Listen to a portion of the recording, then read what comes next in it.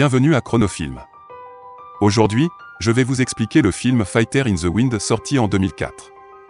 Le film s'ouvre sur le Japon de l'année 1945, où le pays était ravagé par la Seconde Guerre mondiale. Un jeune Coréen, Choi Bae-dal, rêve de devenir pilote d'avion de chasse et tente de s'enrôler dans l'armée de l'air japonaise. Sur le chemin du retour, il rencontre un voyou coréen du nom de Shin Bae-hee qui tente de lui voler son argent en se déguisant en policier sous couverture. Cependant, Choi découvre rapidement sa véritable identité et l'attaque. Plus tard, il est montré que Choi et Jun Bae-hee sont dans un camion qui se rend au camp d'entraînement de l'armée de l'air. Tunbae tente de s'enfuir du camion mais est obligé d'y monter lorsqu'il est poursuivi par des gangsters. Dans la scène suivante, on voit que Choi et d'autres Coréens sont attachés à un poteau et sont torturés. Kato, le commandant en chef du camp, arrive sur place et ses hommes commencent à mal se comporter avec les Coréens. À la surprise générale, Kato ordonne à l'un de ses hommes de détacher les Coréens et de les libérer. Dès que les Coréens sont détachés, l'un d'eux rabaisse Kato et l'insulte. En entendant cela, Kato défie Choi de se battre avec lui et lui dit que s'il le bête, tous les Coréens seront libérés. Choi commence à se battre avec le commandant, en utilisant une vieille technique de combat coréenne appelée Taekun, mais il est battu facilement. Heureusement, avant que Kato ne puisse le tuer, un avion de chasse américain attaque la base et les Coréens peuvent s'enfuir, sauvant ainsi leur vie. Par la suite, Choi commence à aider Shin Bae à gérer son petit magasin sur le marché de Tokyo. Alors que tout va bien, un gangster local nommé Yakuza et ses hommes arrivent à l'étal de Shin Bae et lui demandent de l'argent. Shin Bae refuse leur demande et se fait à son tour sévèrement battre par le groupe. En voyant cela, Choi intervient et tente de sauver son ami. Il se bat seul avec les gangsters jusqu'à ce que le chef du gang lui mette un katana sur le cou, menaçant de le tuer. Effrayé par la situation, Choi fait pipi dans son pantalon. Il est alors malmené et forcé par le chef de gang à lécher sa propre urine qui a éclaboussé ses chaussures. De plus, il est humilié publiquement car il est obligé de s'annoncer comme un pisseux d'Ikebukuro. Peu après, un homme d'âge moyen, Bumso, s'approche de Choi et l'aide à se lever.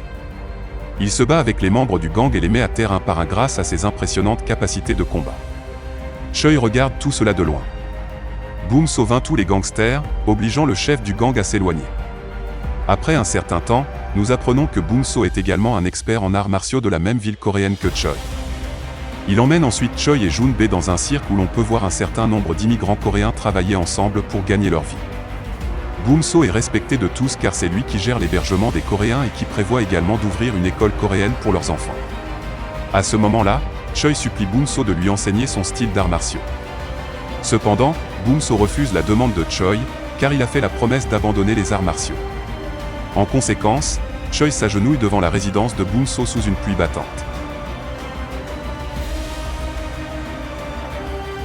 La scène fait alors un retour en arrière et nous apprenons que Bumso était en fait le professeur d'arts martiaux de Choi dans son enfance.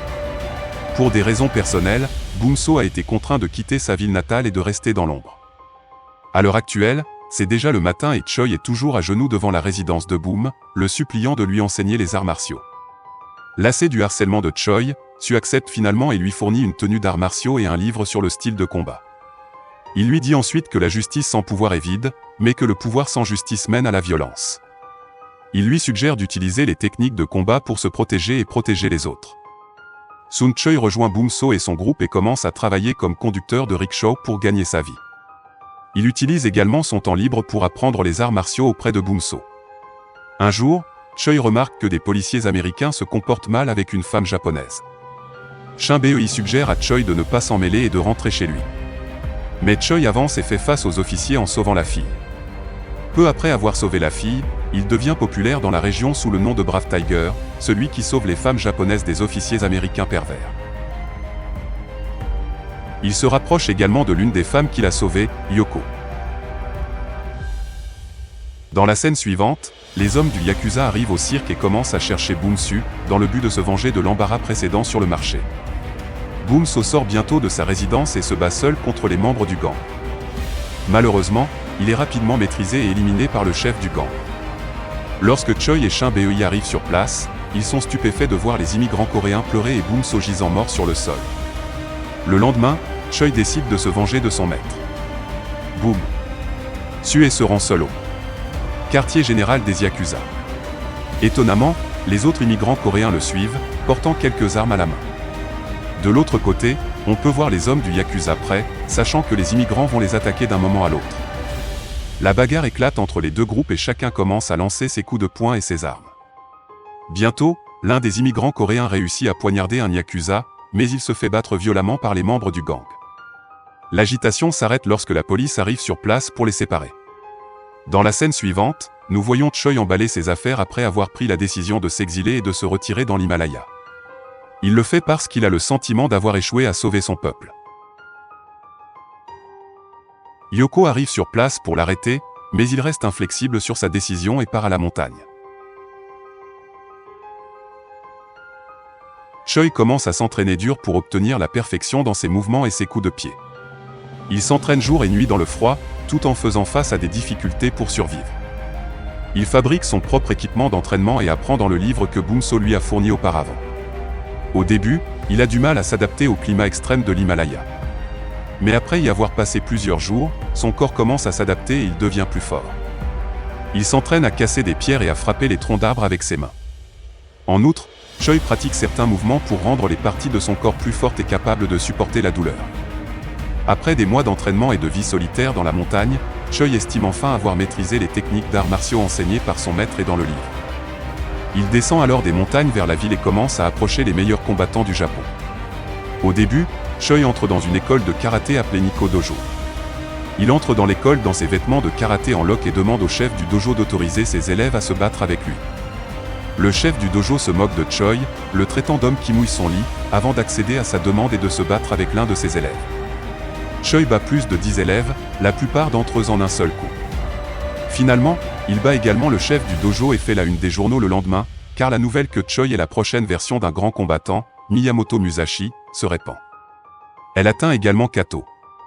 Kato, qui est maintenant à la tête de l'association japonaise de karaté, est frustré par le fait qu'un combattant non japonais batte les meilleurs combattants du Japon. D'un autre côté, Choi continue de gagner contre tous les combattants du Japon, y compris ceux qui pratiquent le karaté, le judo, le ninjutsu, l'aïkido et le kabuto. Grâce à ses victoires dans tous les combats auxquels il participe, Choi est devenu une sensation médiatique au Japon.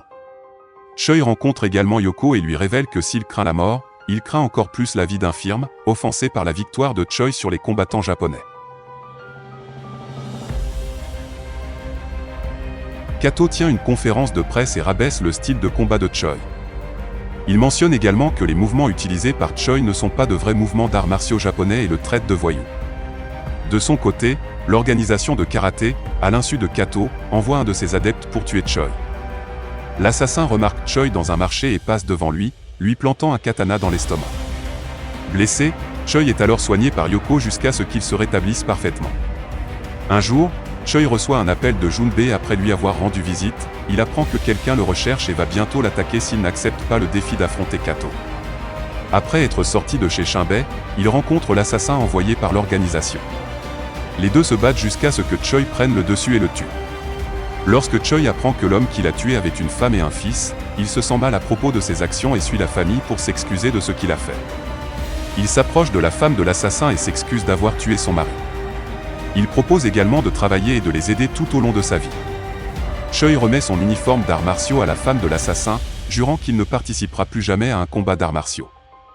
Bien que la femme des assassins n'accepte pas les excuses de Choi, il continue, s'agenouillant devant leur maison, la suppliant d'accepter ses excuses.